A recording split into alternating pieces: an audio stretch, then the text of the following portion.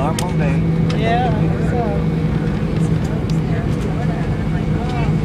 Ladies and gentlemen, welcome to Portland. Please remain seated with your seatbelt fastened and carry-on items stowed until the aircraft is parked at the gate and the seatbelt sign is turned off.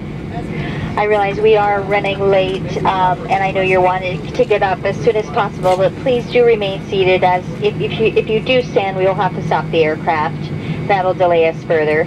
After the seatbelt sign is turned off, use caution when opening those overhead bins to prevent injury, as items tend to shift in flight.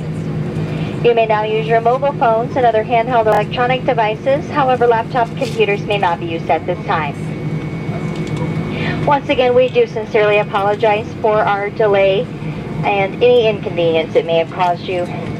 The Delta customer service teams, they're aware of our delay, and they will be happy to assist you once we do reach the gate area. And once again, as I was announcing before, specifically we have